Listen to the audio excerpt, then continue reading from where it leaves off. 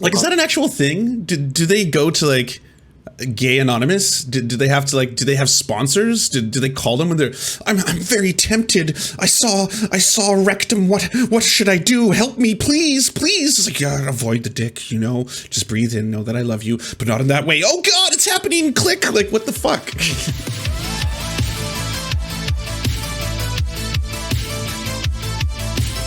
Oh shit, I forgot to do this last week. Okay, let's get through this one. Because Milo is taking apparently gay reparative therapy. Reparative therapy. That sounds different than the kind of torturous therapy that I'm used to. Especially like kids being taken to those kind of summer camps. The Jesus camps where they kind of pray the gay away.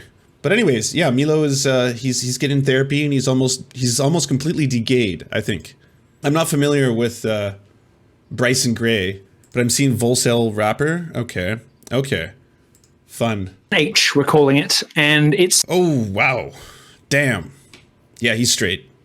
There's no two ways about it. This just screams straight.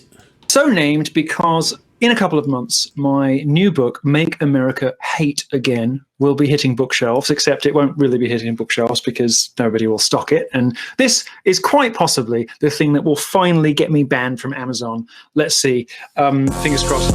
Ay, try to inverse. Ay, try to inverse. Ay, try to inverse.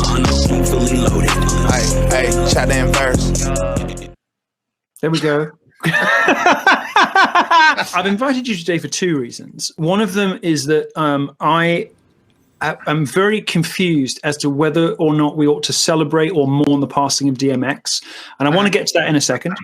And the second one is, as I mentioned earlier, that you can do whatever you want. It's like, it's up to you. Are you asking about what you're supposed to do in terms of the public eye, in terms of how people should react? Seem to be almost as homophobic as me, which I'm very enthusiastic about, and that will form the backbone of some of our conversation later. Let's talk about homosexual. Wait, is he going directly from I used to be the gay conservative to now I'm the homophobic straight conservative? That's a weird leap. That's a strange arc. You know, there's been a lot of weird arcs, but that one's pretty bizarre. Because I've been on a journey recently. I've decided to put down the dick. It's been a difficult. I'm sorry. Conservatives used to be for the word of God, but now they're a bunch of weasels and punks. But I mean, I genuinely just think it's disgusting. And I just noticed Christ's privilege doesn't make any sense. Even outside of my opinion, the Bible says it's an abomination and it's disgusting. And obviously it leads it has no net positive for humanity. And you don't even have to I don't know. Love is pretty cool. I mean, love is pretty great. It's just like there can only be breeding. Is that it? You must breed. Because even if that's your thing, oh wow, he's a proud Volcel rapper. It actually is in the bottom. Huh. Okay. I thought that was a pejorative, but sure, wear that like a badge of honor. But anyways, yeah, if that's it, if it's all about the breeding, I got bad news. There's hundreds of thousands of children who need to be adopted too. So, I mean, is it okay if gay people adopt them? Can they do that? Is that a benefit to society as a whole? Be a Christian to really even understand that. So I'll talk about it because everybody else is scared to talk about it, but it's our job to never deny God in front of man. The reason people are scared to talk about it because the LGBT community has become so powerful now that if you say one word about it, you get shadow banned, blah, blah, blah. And I don't care about any of that. I don't care about losing money or nothing. So I guess God chose me for that. I didn't get red pill. You gotta love people who are being sustained because of their basically like niche bigotry. Like, come on, Volcel rappers, there's not like a huge market for that. So you could be like the #1 Volcel rapper in the game. It's like, okay, cool. But I'm pretty sure once the money was gone, once people are like, oh yeah, this doesn't really have a lot of length, you know, there's not a lot of years in a Volcel rapper's career, you're probably gonna be a little more upset about the monies. By a person. I got red pilled because Bernie supporters was calling me homophobic, and I went to go figure out why. You know what I'm saying? And after you listened to them, your final response was, yup. I don't really believe in oppression, but if you want to know the most persecuted, they're straight white Christian males, so I think it's probably at the top of. Not gonna lie, I don't think the Volcel market is a thriving one. No. I assume it's very. Oh, is this a different interview but the same shirt? Man.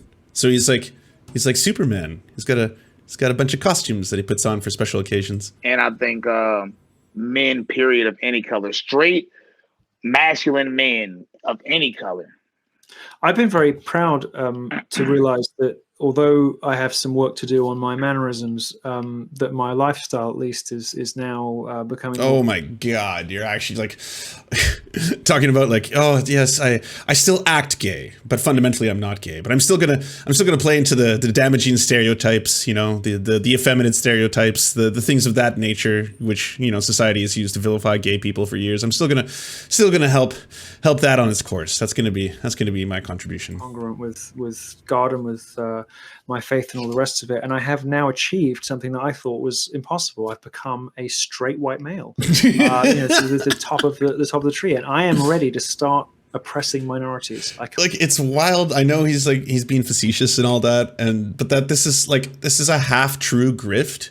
Like, this is actually, and like, man, you have to be out of options for Milo. He is such a persona non grata in amongst like conservative circles. Like, you can't go pedophile. You can't go pedo. Not even once. You go pedo once, and that's the one thing Republicans are kind of like, I mean, we all do it. We all secretly do it, but you don't say the quiet parts out loud. You don't say that we're all pedos. You say how horrible Cuties is, and you point that out, and you talk about how QAnon could be heroes and all those kind of things, you know, behind the scenes. And yeah, well, if you're gonna mention Matt Gaetz, I mean, Matt Gaetz hasn't technically been charged with anything, and isn't the age of consent really low in European countries? I've heard that as well. I've heard the age of consent is something like 16 or even 15 years old in some European nations. And even though we keep bringing that up, by the way, we were looking at the age of consent all across Europe.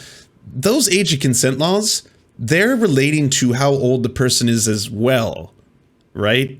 Like, if you're a 40-year-old person and you have sex with a 15-year-old, that's not just technically legal. It happens to be within an age range around that. People always throw that out there, like, oh, come on, Europeans, it's only like 13 years old in some places. Are you not always talking about how great Scandinavia is, Bernie Sanders? Well, you know, they've thought out this a little bit more than America. There's a little bit more nuance to it, where it's like, yeah, depending on what age you are, the age of consent, I guess, should be relative in terms of its illegality, whether or not the two parties involved. That's what they're concerned with. But then people, and mostly, I think, pedophiles, run with it being like, well, come on, Europeans. I mean, this decadent French society. Am I right? I cannot wait to get cracking. I've done. It's 16 if the other party is under 24, 18 or not. That is so much more clear than people being like, fucking Europe and Matt Gaetz. What's wrong with Matt Gaetz? What's wrong with a fucking, 40-year-old wanting to have sex with a 17-year-old? They do it in Europe all the time, right? I'm told. I've done a very bad job of that by having you as my first guest, but you have been absolutely. I've been flattering you far too much. So I meant to ask you this, and I promised I would ask you this. So just to be clear, this is real. You have actually started changing your life. I have slipped. I've got quite good willpower, and I decided that this was something that was not making me happy. Unlike a lot of gay people, or like, this is so horrible. Like, it's such like. It doesn't surprise me. Milo, of all people, this is what he would choose, right? He's like, I'm out of cards to play. Here's the next one. I'm going to be the born again straight guy. But at the same time, it's so damaging because his entire grift and shtick basically hinges on people accepting that being gay is a choice, which it's not, and it's something that gay people have had to fight for throughout their existence. Like, I'm sorry to tell you, there's no praying away the gay. There's no therapy on earth that'll make you be less gay. That it does not exist. Who go into reparative therapy, or who try to change their lives.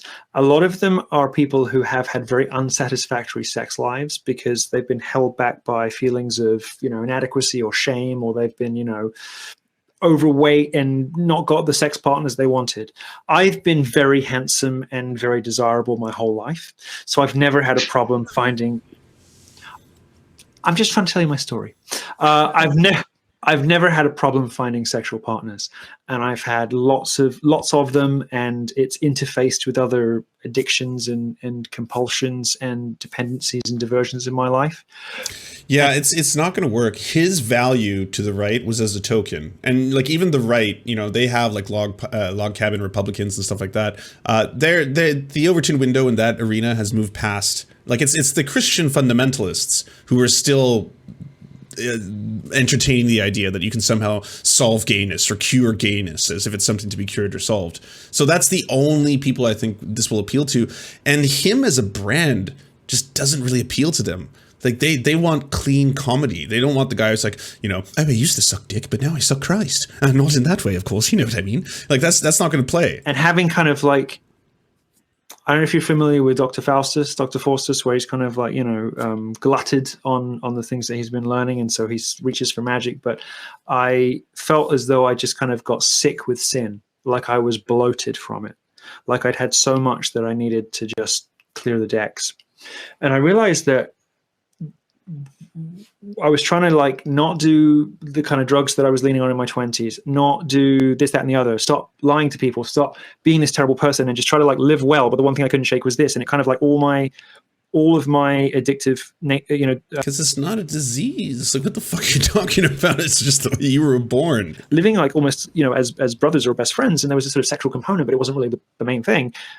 What I realized being with the man that I still share a house with is that this is the first healthy male relationship I've ever had in my whole life. So is it a regular male relationship or is it like a homosexual relationship? It began obviously as, I mean, we got quote unquote married, right? Began as a homosexual sexual relationship, but it was much more like a partnership, like best friends or brothers. And I realized the sexual component wasn't what was important to me about this relationship. It was that this is the first healthy male relationship I've ever had in my whole life. And I thought, well, how about I try to not do that thing that I know is not making me happy and that I know is keeping me from where I want to be. And the first time I tried to stop, I lasted like 220 days or something. I'm like an accountability person, you know, so I like doing the daily whatever. And then I slipped, but now I'm back up to like... He's still talking about it like it's a drug addiction. Like, do you want chips? Chips for being a homophobe? Yeah, I got my 30-month chip. Here we go. Yeah, made it another month. 80 days or something. So we're talking about a year and only one slip in a year. Like gay sober. That's so weird. I'm committed to living as best I can according to what my church tells me and I believe is... Like, is that an actual thing? Do they go to like Gay Anonymous? Do they have to like, do they have sponsors? Do they call them when they're, I'm very tempted. I saw a rectum. What should I do? Help me, please. It's like, yeah, avoid the dick, you know, just breathe in, know that I love you, but not in that way. Oh God, it's happening. Click. Like, what the fuck? When I move down to Florida, I'm going to be, not just continuing to raise money, but also looking for premises for the Milo Center, for the conversion therapy center that I'm looking to open in Florida. Now, this is a center we're going to have, I think, a blend of residential and... And he's opening up a conversion center. This just gets worse and worse and worse. God damn. Milo always sucked, by the way. Researching Gamergate and finding out that the only reason this motherfucker was famous in the first place was because Steve Bannon saw him as like a useful idiot. That was it. It's like Milo Yiannopoulos was writing articles with the video game scare panic narrative. The same one that all conservatives always used to push. The one that was like, well, video games lead to violence, or video games are degenerate, or video games are like ruining our children. That was the narrative they were pushing up until Gamergate. When they found out, and Steve Bannon, he's very astute, by the way, as much as we like to make fun of Steve Bannon, he was clever in this arena. He was like, this is going to be weaponized and we should be the ones to lead this charge. So I'm going to put Milo Yiannopoulos, who had just published, by the way, the day I think that Depression Quest, the game of Zoe Quinn's game that they made that you know provoked most of what Gamergate became. The same day, Milo publishes an article, again, about how video games are dangerous and, like, you know, the violence in them has been shown. There's, like, a causal link, blah, blah, blah, to that kind of shit. Steve Bannon's like, you know what? You are going to be my tech guy, and you're going to write about video games, and you're going to write about how this is like a huge problem that women specifically, and non-binary people in this case, women specifically are trading using sex in exchange for this. Like, look, we have evidence of this. Talk about this. This is getting weaponized really, really powerfully. This is good. Get the outrage going. And that's how Milo rose to prominence. He was their guy. He was Breitbart's guy when it came to Gamergate. And after he became their guy when it came to Gamergate, he was also propelled propelled onto mainstream television. Suddenly he's on NBC. Suddenly he's on CNN. Suddenly he's giving all these mainstream interviews talking about Gamergate as an expert, you know, as the tech expert for Breitbart. Outpatient treatment programs for a variety of different same-sex attraction-related maladies, illnesses, and shortcomings. Man, fall from grace. And what a horrible grace it was, too. It was like you used to be this shitty, inflammatory, tokenized member of the right-wing media empire. Like, that was it. And that's what they liked you for. It was like, hey, by the way, we're not bigots. We're not homophobic here is a conservative who happens to be gay and happens to believe all the same things we do. You know, he's basically on board for most of the ride, sans the wedding cake. That's basically the difference. And now he's gone to basically running these kind of institutions that vilify members of the LGBTQIA plus community. Like it's a mix of sad, horrible, depressing, which I guess that encompasses just Milo as a person. Hey, do you like movies? Do you like Serfs? Do you want movies and Serfs watching the movies? So then come over to the new channels. It's the Serfs cinema. Thanks so much for watching, everybody. Can you do the thing, you know, that thumbs up and comment and all those things that help us out in the algorithm that controls every aspect of our lives? Also, if you happen to have a Facebook account, can you delete it? Like just delete it. You should probably delete your Facebook account because it's not a great company. But hey, if you can't do that for whatever reason, I understand. And could you also go to facebook.com/thesurftimes then and give us a little like and a follow. We're just trying to push back against the fact that people like Ben Shapiro happen to dominate the platform entirely. And when everyone asks, why do older generations believe the things they believe? One of the problems is the majority of them on social media use Facebook. So to counter that, we're just going to be on there too now. Also, if you happen to have a union or a worker co-op or even a leftist project, podcast, website, Zoom, MySpace, it doesn't matter. We will advertise it for free on this channel. All you got to do is go to weareserfs.com and use the forms that we got there, weareserfs.com. Thanks, everybody. To our gods, I'm Raft and Xander Corvus. We shall build golden idols in your honor. To our monarch, Tom Spiker. Our soft, spongy flesh is yours to command. To our lords, Evan Nudie, Trevor R., Alexander Thaler, Ryan Lubin, Bisexual Black Gamer, Toe Fox, and Jeffrey Lamb, we proudly carry your sigils onto the battlefield. And to our Knights of the Round Table, Riley and Anna, Poodlehawk, Multimondi, Timothy Hart, Trevor Janis, Lemmy 101, Anthropophagic, Saren 42, Chronic to Hemphog, Callie Kotka, The Great Pudini, Von Janny, Catherine, Radical Maniac, Ramon Acosta, Encosin, J. Fraser Cartwright, Jimmy Bignuts, Violent Orchard, Sophie Baby, Political Puppy, Andreas Chiringuito, Zach Christensen, Nicholas Marks, Jopi, Josh Mickelson, Melissa Murphy, Todd Buckingham, Todd LaJeunesse, and Constance Joyce LaCheris. We tip our cap and lift our mug and salute you.